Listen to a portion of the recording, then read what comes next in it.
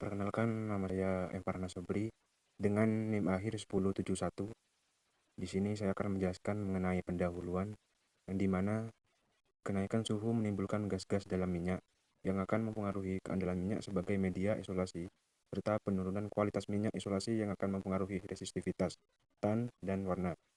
Minyak yang telah terpakai mengandung bahan kimia beracun seperti logam berat, bahan organik, atau fenol. Untuk mencegahnya, mengapa perlu diadanya purifikasi dengan bentonit aktif yang merupakan solusi yang baik untuk menghindari bahaya lingkungan. Bentonit merupakan sumber daya alam yang melimpah di Indonesia, namun belum dikelola secara maksimal sehingga membutuhkan bentonit nasional hingga saat ini masih di defisit kurang lebih 20%. Bentonit aktif telah dievaluasi pada komposisi mineralogi dan kimia sebagai bahan penjernih atau bleaching agent pada evening minyak isolasi transformator yang telah dibebani. Baik, untuk selanjutnya yaitu mengenai metode, di mana pada metode pengambilan sampel minyak isolator ini, isolator transformator, di mana pengujian minyak isolasi transformator meliputi pengujian faktor rugi-rugi dielektrik, yang kedua pengujian resistivitas, yang ketiga pengujian warna, serta yang terakhir mengenai purifikasi dengan bentonit aktif. Baik, untuk selanjutnya yaitu mengenai data sampel minyak isolasi trafo, di mana di dalam pengujian ini menggunakan 5 sampel dengan merek berbeda-beda. Yang pertama yaitu Unindo, dan yang kedua BND, yang ketiga Sintra, yang keempat Ravindo, yang kelima Starlight, dengan nomor seri dan gardu, daya tahan tahun pembuatan, dan umur minyak dengan ketentuan yang berbeda-beda. Dapat dilihat pada tabel sampel minyak isolasi trafo ini. Baik, selanjutnya yaitu mengenai pengujian minyak isolasi transformator dan pengujian resistivitas, di mana pengujian yang akan dilakukan ada 3, yaitu mengenai pengujian faktor-faktor rugi-rugi dielektrik, resistivitas, dan warna. Alat yang digunakan menggunakan baur DTL dengan standar metode EAC 60247. Mana yang pertama membesarkan alat dan bahan, yang kedua memilih tes standar EAC 247, yang tiga memanaskan minyak, yang empat menjalankan 15 mili minyak yang telah dipanaskan. Setelah itu menekan tombol drench sampai sel uji minyak kosong. Yang keenam memenuhi kembali sel uji MC2A dan menekan drive valve secara berulang sampai 3 kali. Yang ketujuh, setelah keempat kalinya sel uji MC2A ini terisi sampel minyak tinggi 1 cm. Yang kedelapan, menutup dan mengunci protective cover sampai berbunyi klik. Yang kesembilan, mengenai tombol enter dan menunggu kira-kira 15 sampai 20 menit. Yang ke-10, hasil pengujian akan muncul pada display dan otomatis tercetak oleh printer. Dan yang terakhir yaitu 11, mengulangi langkah 3 sampai 10 dengan variasi suhu 80 derajat Celcius dan suhu mula-mulanya minyak yaitu 26 derajat Celcius. Pada pengujian resistivitas sama dengan pengujian TAN menggunakan baur DTL dengan standar metode EAC 60247, dimana karena keluaran printout dan matrix printer menampilkan data resistivitas dan permitivitas. Pada pengujian resistivitas dilakukan sebanyak 3 kali setiap satu sampel minyak transformator, yaitu pada suhu 26 derajat Celcius, 40 derajat Celcius, dan 80 derajat Celcius. Waktu pengujian ini dilakukan bersamaan dengan pengujian faktor rugi-rugi dielektrik. Selanjutnya yaitu mengenai pengujian warna. Pengujian warna ini menggunakan alat color comparator. Dapat dilihat pada gambar 3.10 pada standar warna berbeda di color list nomor 620 C53 dengan skala 0,5 sampai 5,0.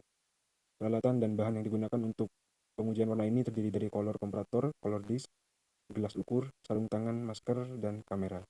Untuk langkah-langkahnya sendiri yaitu yang pertama masukkan color disc nomor 620 C53 ke alat. Yang kedua, tuangkan minyak ke gelas sel. Yang ketiga, bandingkan warna minyak dengan color disc. Yang keempat, catat nilai skala sesuai dengan yang cocok.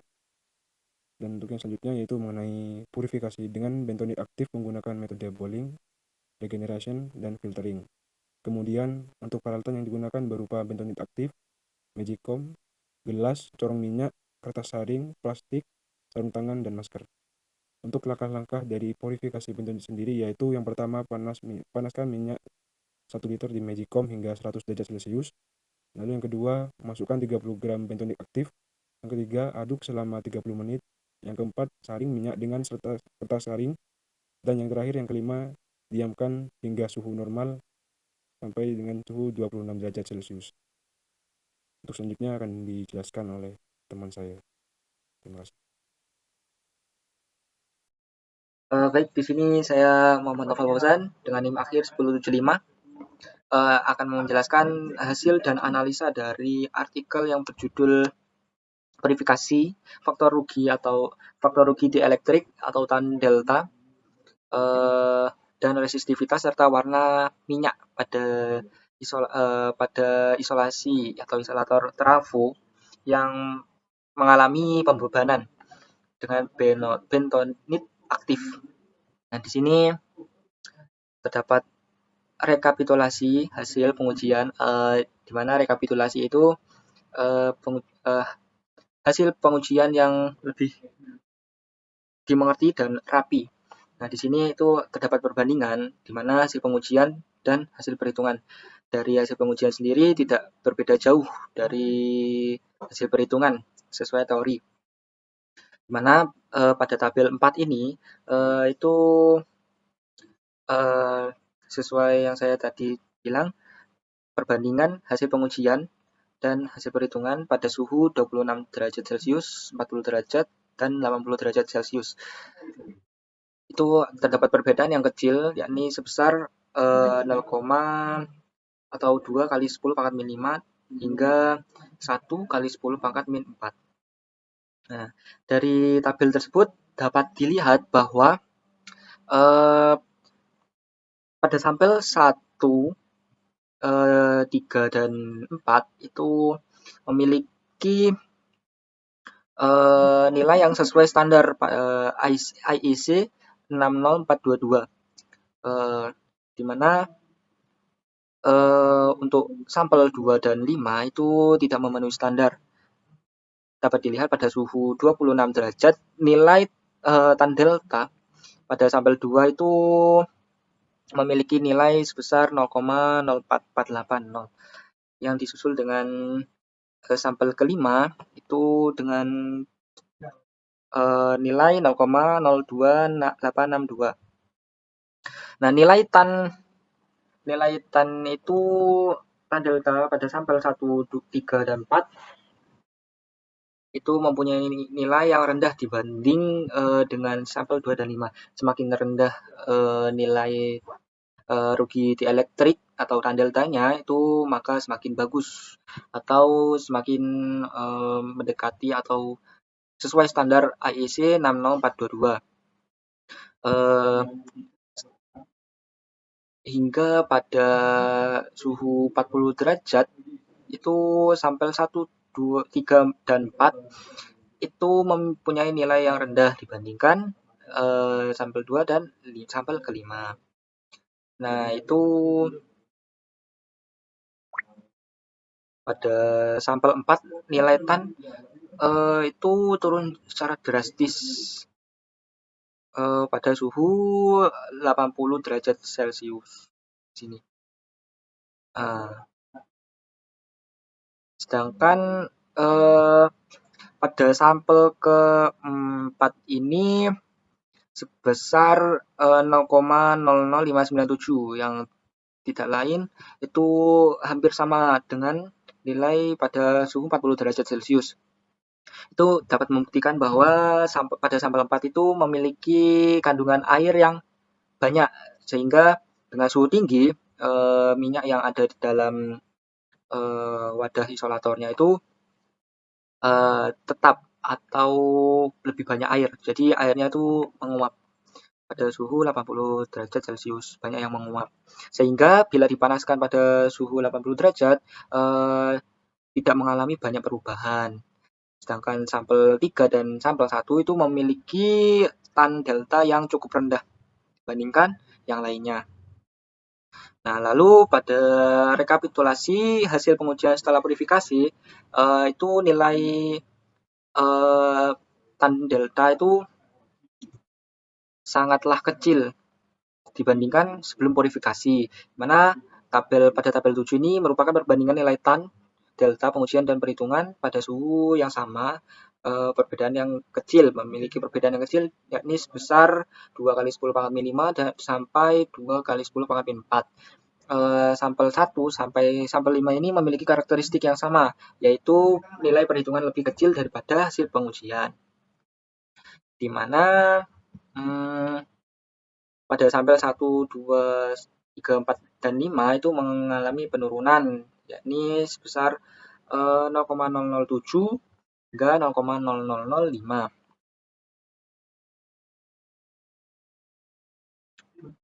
Lalu pada sampel 2 dan 3 itu mengalami banyak penurunan. Itu cenderung stabil terhadap peningkatan suhu 2, dan 3 dan 4. Sedangkan pada sampel 1 nilai tan pada suhu 26 sebesar 0,00834, sedangkan 40 pada suhu 40 derajat itu nilai tan deltanya sebesar 0,00182, yang lebih kecil secara drastis karena adanya air yang menguap pada suhu 40 derajat Celcius. Nah, ini menggunakan baur DTL. Baur DTL itu sendiri itu merupakan suatu alat yang digunakan untuk mengukur rugi-rugi dieelektrik atau tan delta dan resistivitas. Jadi itu DTL itu sendiri merupakan dissipation factor and resistivity testing laboratory. Tapi dalam artikel ini itu berupa alat yang dimana jika kita menggunakan alat tersebut akan muncul nilai resistivitas dan rugi-rugi dieлекtriknya.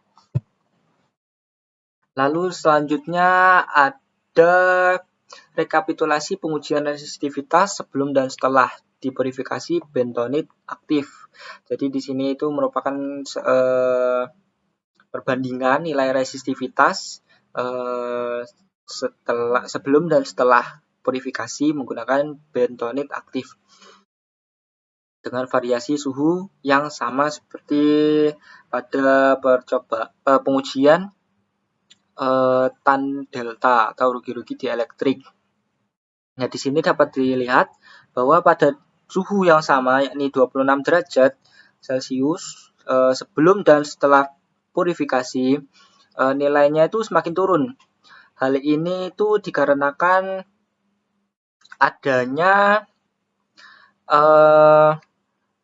penurunan resistivitas dikarenakan adanya kandungan air pada wadah minyak isolatornya, isolasi dari trafonya.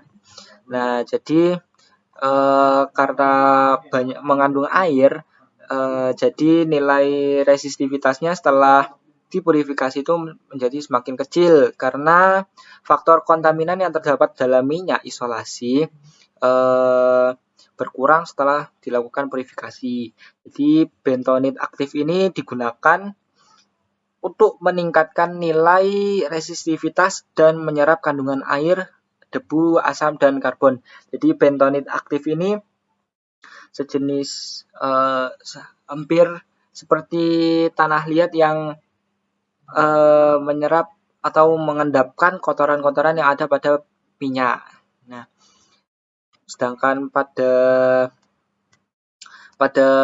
sampel kedua itu setelah dipurifikasi cenderung lebih besar dibandingkan dengan yang sebelum dipurifikasi.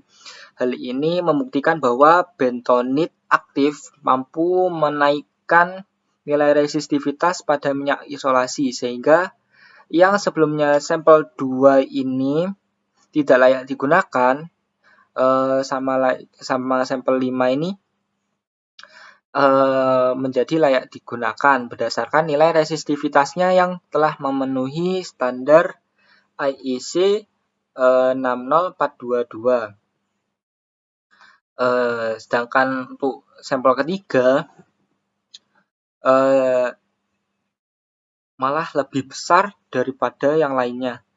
Ini menunjukkan bahwa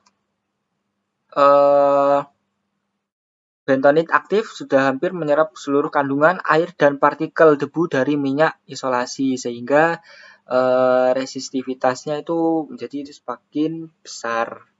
Ini yang semulanya 71, 2, 3, 4, 5.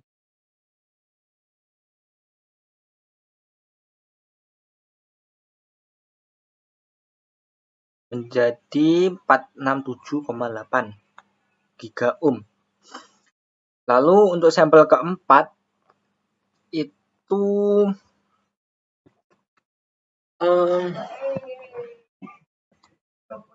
nilai setelah dipurifikasi memiliki kenaikan tertinggi terdapat pada suhu 40 dan 80, di mana kenaikan itu karena air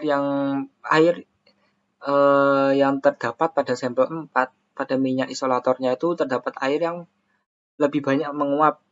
Dengan demikian, sampel 4 masih layak digunakan karena memenuhi standar IEC 60422. Untuk resistivitas untuk sampel 5 sendiri itu setelah dipurifikasi nilainya meningkat, tetapi masih belum layak digunakan dan tidak bisa diperbaiki karena minyaknya itu banyak mengandung kontaminan dan sudah mengalami penuaan, karena pada minyak yang telah digunakan itu sudah berumur sekitar 10 tahun. Pada penjelasan dari rekan saya yang bernama Farhan sebelumnya. Mungkin untuk selanjutnya bisa dilanjutkan oleh rekan saya bernama Sidki untuk pembahasan tentang pengujian dan analisis warna pada minyak yang ada pada artikel. Assalamualaikum warahmatullahi wabarakatuh. Perkenalkan, nama saya Sidki Abdam Himaya dengan NIM akhir 069. Di sini saya perwakilan dari kelompok 8 ingin melanjutkan presentasi yang sudah dilakukan oleh teman saya sebelumnya. Di mana di sini saya akan menjelaskan tentang pengujian dan analisis warna. Nah, di sini dapat dilihat pada tabel di mana pada tabel ini dilakukan pengujian minyak isolasi transformator sebelum dan setelah dipurifikasi. Di mana pada percobaan ini menggunakan 5 sampel ya, atau 5 pengujian, di mana terdapat skala warna sebelum purifikasi dan setelah dipurifikasi. Contohnya pada sampel 1 ini sebelum purifikasi warnanya ini, skala warnanya ini 0,5. L ini artinya light atau terang, dan setelah dipurifikasi ini 0,5 light atau terang juga. Sedangkan yang terdapat perubahan ini pada sampel 2, yaitu sebelum dipurifikasi ini nilainya ini skala warnanya 1,5 light atau terang. Setelah dipurifikasi ini skala warnanya ini turun menjadi 0,5. Sedangkan pada sampel 5 ini terdapat D 1.5, ini berarti dark atau warnanya itu gelap. Dan setelah dipurifikasi ini warnanya light, tapi skala warnanya tetap sama, yaitu 1.5. Nah, pada bagian ini itu menjelaskan tentang perubahan warna minyak isolasi transformator sebelum dan setelah dipurifikasi menggunakan color comparator berdasarkan skala ASTM color. Di sini juga ditampilkan warna sampel minyak isolasi trafo sebelum dipurifikasi dan yang setelah dipurifikasi. Dapat terlihat perbedaannya bahwa yang sebelum dipurifikasi ini warnanya gelap-gelap, dan setelah dipurifikasi ini warnanya tampak lebih cerah. Nah, tujuan pengujian ini itu untuk mengetahui seberapa efektif proses purifikasi menggunakan betonat aktif bentonit aktif dalam mengurangi kontaminan dan memperbaiki warna minyak. Lalu tujuan selanjutnya adalah untuk mengetahui minyak tersebut apakah masih layak digunakan menurut standar IEC 60422, yaitu skala standarnya skala warna maksimalnya itu 0,5. Jadi kalau skala warnanya itu di bawah 0,5 ini termasuk baik dan sesuai standar IEC. Sedangkan kalau di atas 0,5, contohnya 1,5 ini, itu skala warnanya masih belum standar IEC atau masih belum baik untuk digunakan. Pada hasil pengujian ini dapat dilihat bahwa sampel 1, 2, 3, 4 ini memiliki skala warna yang baik, di mana itu hasilnya di bawah 0,5 setelah dilakukan purifikasi. Ini menunjukkan bahwa kontaminasi udah ringan karena dilakukan purifikasi. Lalu sedangkan pada sampel 5 ini skala warnanya ini tidak mengalami penurunan, tidak mengalami perubahan, tetapi mengalami perubahan itu pada warnanya. Jadi dari yang warnanya itu coklat atau gelap menjadi lebih terang, kuning terang, kuning terang.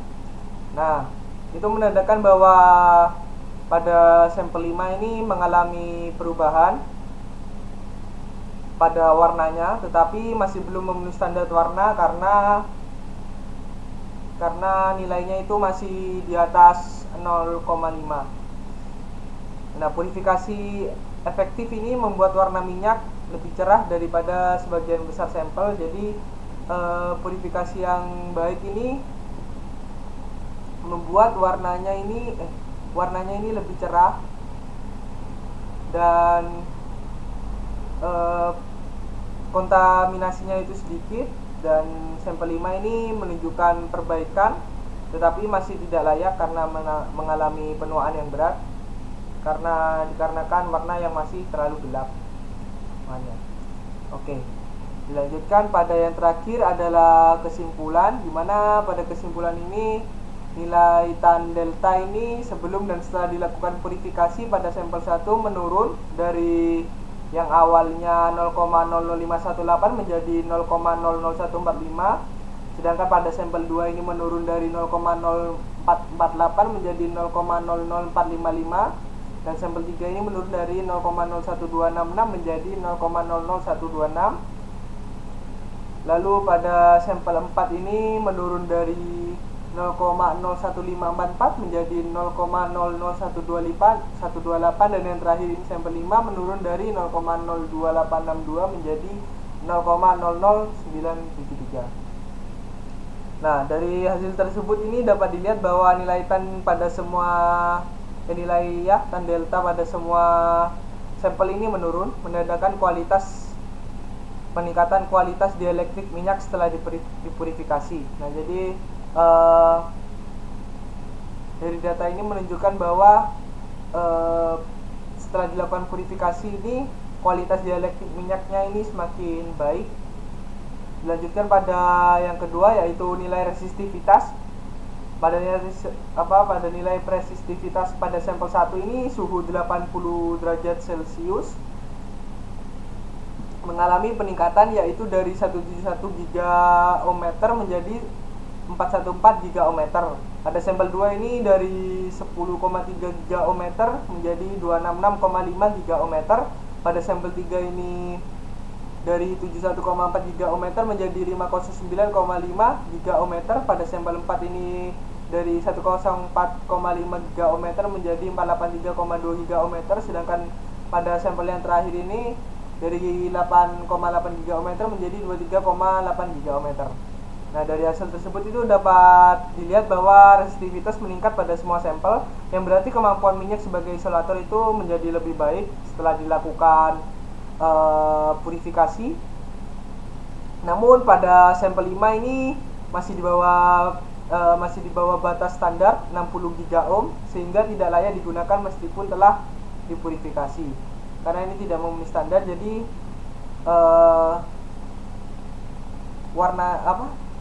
Resistitivitasnya itu di atas di bawah 60 gigaohmeter. Lalu yang terakhir ini masuk ke warna sampel.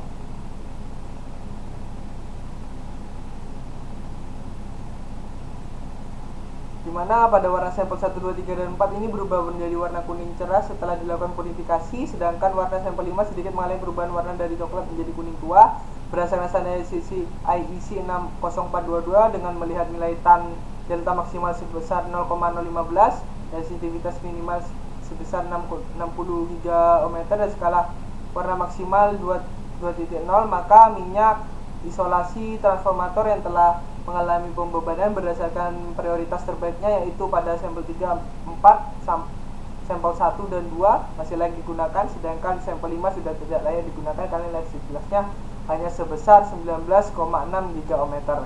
Pada hasil warna yang dihasilkan ini dapat dilihat bahwa warna minyak menjadi lebih cerah atau kuning terang pada sampel 1 dan 4, sedangkan pada sampel 5 nya ini berubah dari kuning tua menjadi kuning, tetapi kuning cerah, tapi ini masih tidak memenuhi standar karena masih di atas 0,5. Nah, inti dari kesimpulannya ini adalah purifikasi menggunakan bentonit aktif efektif memperbaiki kualitas minyak, tan delta, resistitivitas, dan warna pada sebagian besar sampel. Namun sampel 5 ini tidak layak digunakan karena sudah terlalu tua dan terkontaminasi berat meskipun ada perbaikan. Ini dapat dilihat dari skala warnanya dan resistitivitas pada nilai resistitivitasnya. Mungkin sekian dari kelompok kami. Terima kasih. Wassalamualaikum warahmatullahi wabarakatuh.